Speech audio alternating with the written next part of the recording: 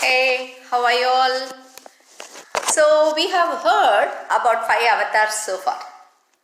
And today we are going to listen to the 6th avatar, that is Parasurama avatar or avataram.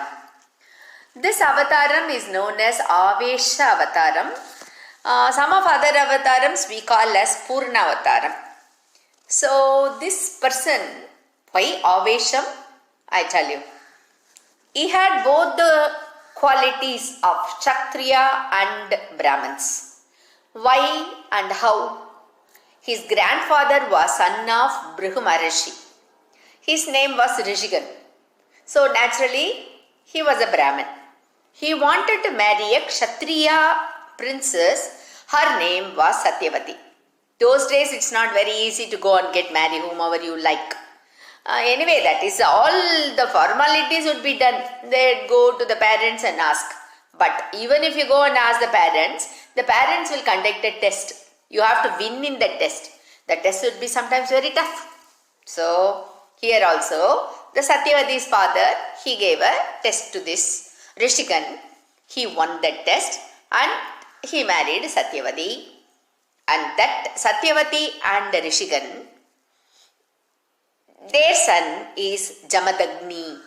Jamadagni is also, he opted his father's profession as Rishi. And later, Jamadagni, he married a lady called Renuka, and this couple, they had 5 children. Out of 5, the last one was Parasurama. His name in the very beginning was only Rama. I'll tell you when he became Parasurama. At present, at present we call him Rama.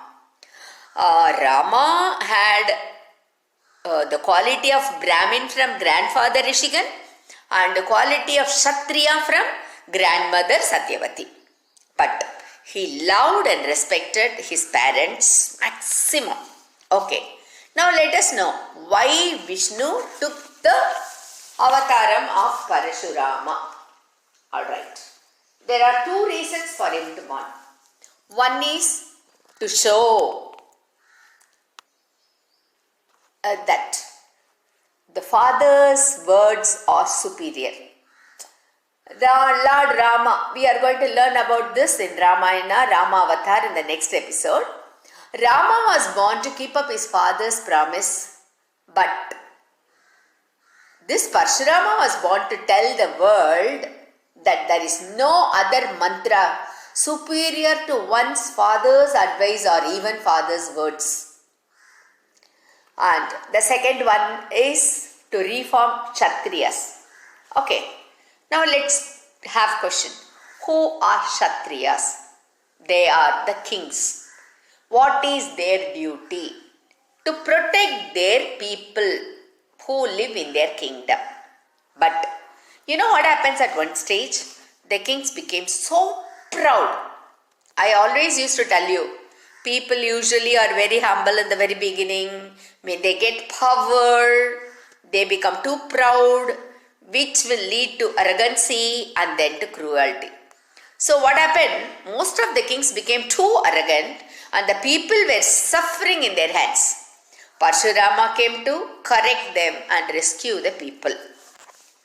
Okay, these 2 were his mission, his work. Now, slowly we will see how he did all that. But in the very young age, he grew up to be a very normal person. He was a staunch devotee of Lord Shiva. So, he did penance and as he wished, Lord Shiva himself taught him so many tricks of wars and gave him a lot of weapons and taught him, see, there is no meaning that you get a weapon. You should know how to operate them, right? So, Lord Shiva taught him how to operate it also. And later, Lord Shiva was so pleased with this student, he wanted to test him. So, Shiva himself fought with this Parasurama. The fight continued for 21 days with no result. Both were equally powerful. Finally, Lord Shiva was so happy, he gave him an axe which is known as Parasu. From that day onwards only, Rama was known as Parasurama. As there are so many Ramas in the avatar, one is Parasurama, then comes Rama, and then comes Balarama.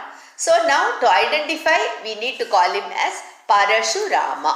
Parashu is a axe given by Lord Shiva. After learning, Parasurama returned to his parents and lived with family happily. Now, it is time that the father also knew what is Parasurama's mission. So, what happened one day? Before that, let me talk about Parasurama's mother Renuka. She was equally a pious woman who worshipped her husband as God. According to her, there was no God other than husband. So, this gave her an extraordinary quality of powers like her husband. Her husband acquired powers through his penance, but she got this through her service to the husband. Usually when we go to beach, what we do? We build castle, we can measure castle and all. But can you take the castle in hand? Not possible. The minute you take a part of it also, the sand will, then the castle will destroy, right? But you know what Renuka Devi used to do? Every day she used to go to the river, take bath and make a pot with sand and bring water for husband's puja. Something really unimaginable. But those days it was possible. Right? One day what happened? She went as usual to take bath and to bring water. So she took bath, she made pot and she fetched water also. By that time she saw Gandharva was playing with his wives in the water. She was looking at them and she did not see the time like us. And then she realized it was too late. She ran to her house.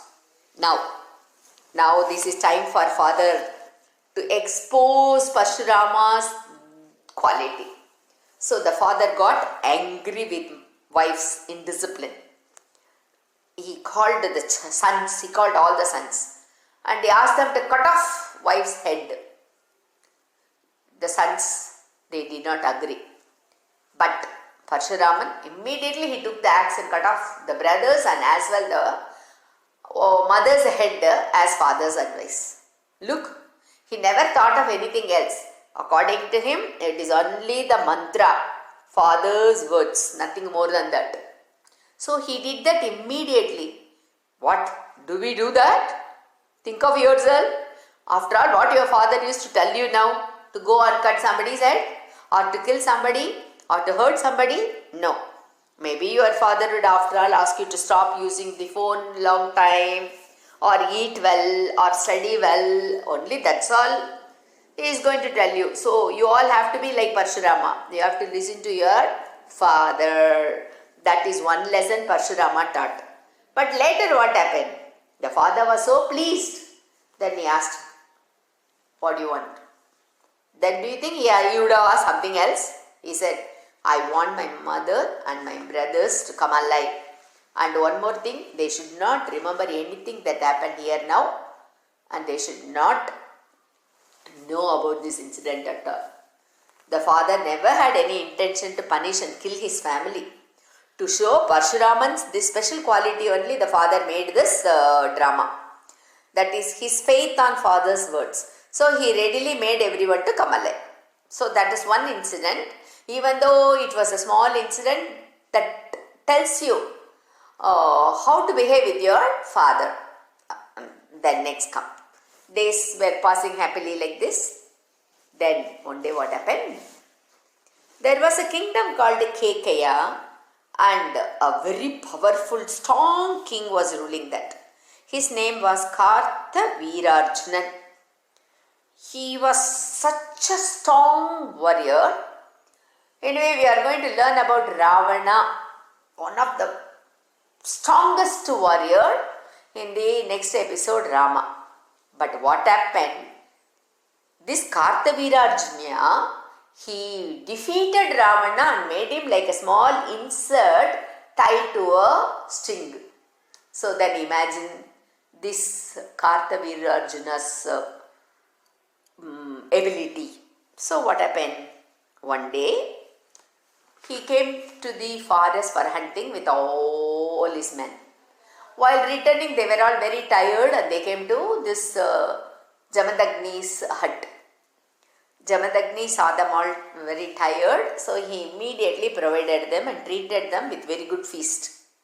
Now everyone ate well and they were resting. The king was thinking, this is a hut, that too a sage hut. How a sage could give all of us such a wonderful treat within no minute. Then he found out it was only the cow Kamadhenu which helped the rishi and provided everything to them. Naturally, if you see something very good, you really wanted to have by yourself, right? For you. So same thing happened. This king also, he wanted to have it, so he asked the rishi. The rishi politely said, no, this would be much useful to us to attend the guest. So he refused to give. The king got angry, but he did not say anything. He went back. Later he sent his people and asked them to steal the cow and calf. They stole the cow as well the calf and they returned to their kingdom. What happened? Parasurama returned. He was not there at that time. So after that, when he returned home, he found the cow and calf missing and the father was so worried. And he knew who did that, right? So he came to the kingdom of this king, Kartavirarjun, and demanded to return the cow. But the king ridiculed Parasurama and refused to kill the cow without knowing that Parasurama was a very good warrior. So what happened? A fierce battle took place. The king, though the king was known for his bravery and strong, he could not defeat Parasurama and finally he died. The king's children fled away from that place. Parasurama returned home with a cow and calf. But he told everything to the father. The father was not pleased at all. He said to Parasurama, the kings are Vishnu Rupena, that is, they are the God himself. You must have corrected the king not to kill. This is a sin. So, you expiate your sin by going on pilgrimage. You know what is a pilgrimage? Going to temple to temple, temple to temple, and whatever the river or the pond or whatever attached to the temple, you have to take bath there and go and pray to the god. So Parasurama, you know what he would have done it. No? He immediately agreed because it is father's words. So he agreed and he immediately went to Tirtha Yatra, that is, he went on a pilgrimage and he returned after 1 year. When he returned, you know what happened? What he saw, you know? He saw his father was killed by the king's children. That's all. You know how much angry he would have got, right? He picked up the axe and he killed all the sons. It is said that his father had 21 cuts. So, he killed 21 generations of kings. He never troubled good rulers. He killed only the cruel and unjustful kings.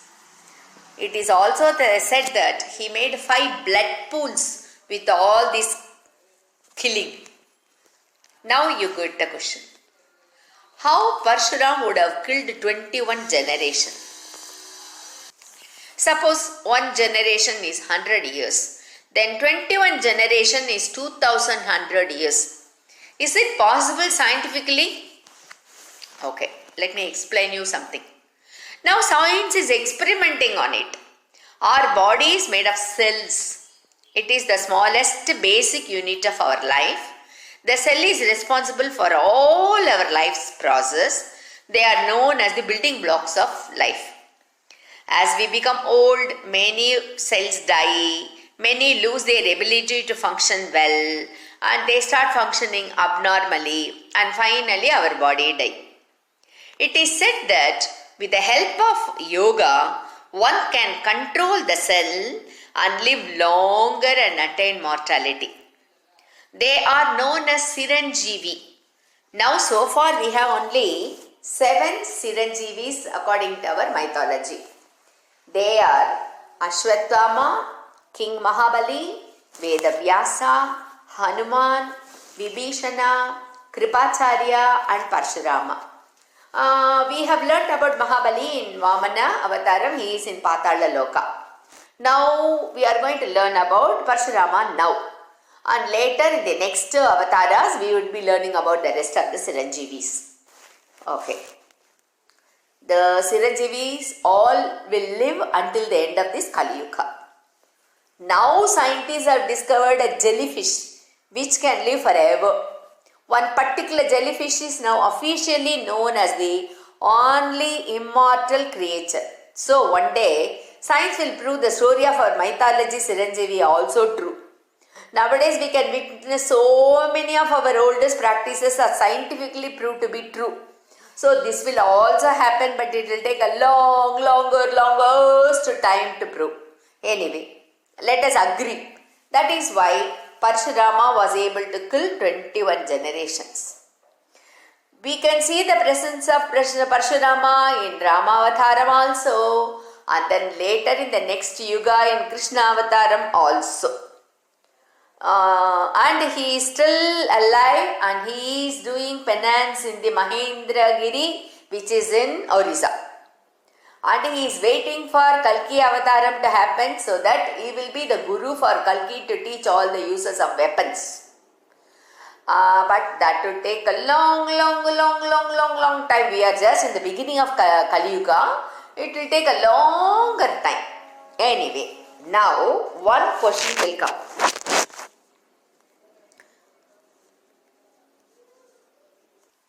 Even Rama and Krishna belonged to Surya and Chandra dynasty. They were also kings. Why this Parasurama did not kill them? I already informed you that Parasurama killed only the bad kings, cruel kings. He never disturbed any good rulers. He knew that these bad kings would not listen to any advice. So he opted to kill them. But Rama and Krishna dynasty were so good, and there were so many other kings also as well, whom he did not kill at all. Okay. Then let us go to Ramayana. Where did he come in Ramayana? Next we are going to listen to this Rama avatar. That time I will explain everything elaborately. At present I will give you only that particular incident where Rama and Parasurama met. Rama came to Mithilai. Mithilai is in Nepal and that is Sita's birthplace. Here also test because he came here to marry Sita. This is known as Swayamvaram. The king would invite all the eligible princes and would give some test. Whoever wins, the girl would come to put garland around his neck and accept him as a husband. Here King Sita's father Janaka Maharaja said, whoever lift this Shiva Dhanusu. Dhanusu means bow. Whoever lift this bow in his hand and sting that Dhanusu can marry Sita. Many kings tried but could not do. Rama lifted it with one hand, one single hand, and was about to set arrow to it, but at that time the bow had broken into 2 pieces. Anyway, finally the marriage happened because he could lift it. It was said 60,000 people carried the Shiva Dhanusu to bring to that hall, it seems. We don't know, but it is so strong and Rama was stronger than that, so he was able to do that. Okay. Then the marriage all performed so well, and now the marriage party they were returning. On the way, they encountered Parasurama, who was so angry. You know why he was very angry? Listen to him what he says. You broke Lord Shiva's bow, who was my guru. Now you take my Vishnu's bow and tie the string. Rama casually got hold of the bow from Parasurama, bent it and tied the string with ease And now Rama is asking Parashurama, where to aim this? That's all. Parashurama now knew this Rama was not an ordinary king. So immediately his pride, his anger all vanished. He told Rama to aim to the powers of his tapa. He gave all his tapa to Rama. Then he gave some weapons also to Rama. Then that was the day where he shed his Kshatriya's part of his life. He became Brahmin sage and he started teaching students the art of weapons. That's all. Ramatara took place. Rama lived for 11,000 years. So long Parashurama also was living. Okay. After that, Krishna Avataram came.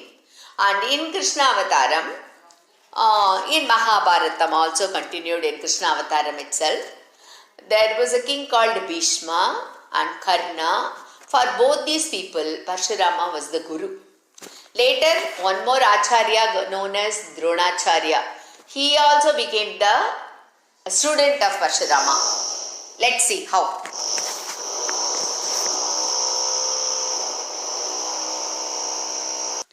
He lived so long. So he wanted to leave everything and do penance. Now he knows. He knew 21 generations of king. And he knew what his father would have advised him. So what he did? He gave all the things he won, the kingdoms he won, his properties and everything to Kashyap sage. That time Drona came running. He was asking for some gift. Then this Parashurama said, I have given everything to others. Now I don't have anything much. I have only few weapons. I'll give you that. Dronacharya was happily accepting that because he was also the guru of teaching warfare to Pandavas and Kauravas. So he accepted all the weapons and he also learned how to use them. That is how this Parashurama became the guru of Drona also. Now he gave everything, so now he did not have place to live. He came to the west side of our country and our country, where he lived, and he came to this Arabian Sea. He threw his axe, So the land came out until the axe covered, and that is now known as Kerala. Kerala is also known as Parashurama Kshetram or Parashurama Bhumi. He was now all alone in Kerala. So what he did? He got 48 families from Tanjore and now they are known as Nambudri. Later, he went to Mahendranchal or Mahendrapuri, which is in Orissa, and it is believed that he is doing penance there. He will be there until he meets Kalki and later until the end of this Kali Yuga. So, this is the only avatar who was born but who never died. So, we know only his birthday.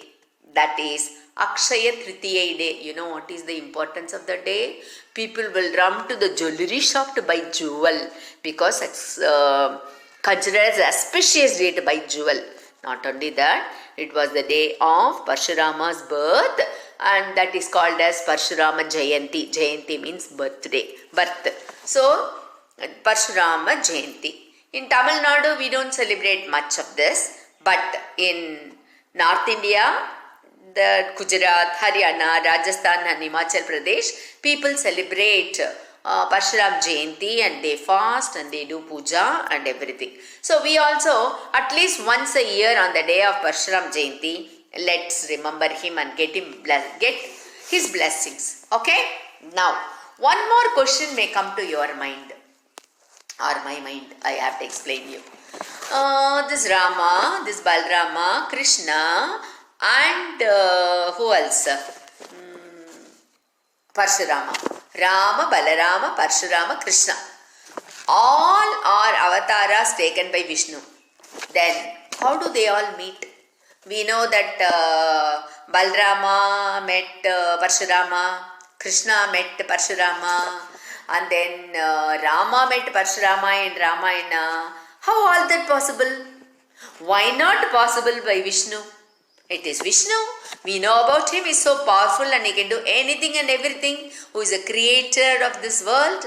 So, Vishnu can take all 10 avatars at a time, right? So, let us pray to that powerful Vishnu for our good education and character. Here ends the Parshurama's avataram. We really do not know much about Parshurama. I have collected so many things to give you the vast information about him. He lived so long and he is living so long from 2 yugas, and this is the 3rd yuga. So, we have to pray him and get his blessings. That's all. So, I'll come with another avatara next. See you then. Bye.